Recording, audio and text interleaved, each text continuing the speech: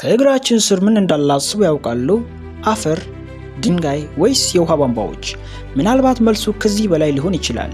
በዓለም ዙሪያ በሺዎች የሚቆጠሩ ሰዎች ከመሬት በላይ ሳይሆን ከመሬት በታች ባሉ ከተሞች ውስጥ እንደሚኖሩ ብነግሮትስ? ዛሬ በኢትዮ ሰርች ከመሬት በታች ስላሉ ምስጢራዊ ቴክኖሎጂዎችና ጥንታዊ ከተሞች እንመለከታለን። ድሪንክዩ። ጉዞአችንን ከቱርክ እንጀምራለን። ድሪንክዩ የምትባል ከተማ እስከ 18 ፎቅ ድረስ ወደ መሬት ውስጥ ትጠልቃለች። ከ20,000 በላይ ሰዎችን መያዝ የምትችለው ይህች ከተማ ጥንታዊ ሰዎች ያለ ዘመናዊ መሳሪያ እንዴት እንደገነቧት እስካሁን ለሳይንቲስቶች እንቆቅልሽ ነው። አየር ማናፈሻዎች፣ የውሃ ጉድጓዶች እና ትላልቅ የመከላከያ በሮች አሏት።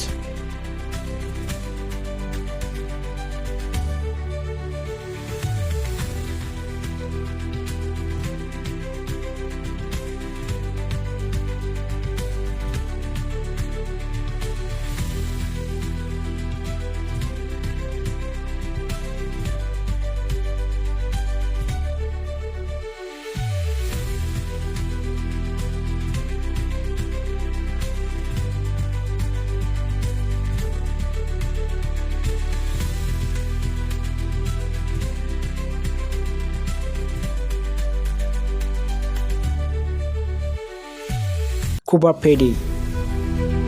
ወደ አውስትራሊያ ስንሄድ ደግሞ ኩበር ፔዲ የምትባል ከተማ እናገኛለን።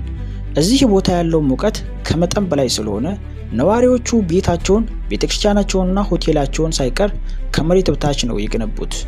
ይህ ከተማ የሰው ልጅ ካለው ቴክኖሎጂ ጋር ተላምዶ በማንኛውም ሁኔታ ውስጥ መኖር እንደሚችል ትልቅ ማሳያ ነው።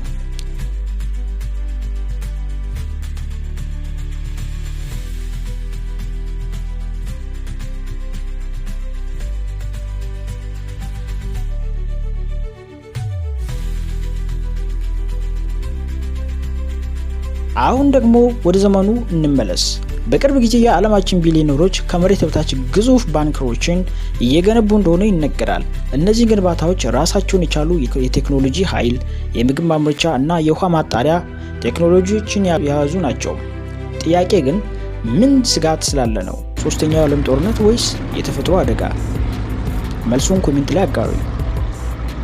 ከመሬት በታች መኖር የወደፊት ሰው ልጅ ጣፋንታ ይሆን ወይስ የተደበቁ ሚስጥሮች መደበቂያ? እናንተ ምን ይመስላችኋል? ሐሳባችሁን በኮሜንት አጋሩኝ። ኢትዮ ሰርችን ሰብስክራይብ በማድረግ ቤተሰብ ይሁኑ። ለዛሬው አበቃን። ሰላም ሰንብቱ።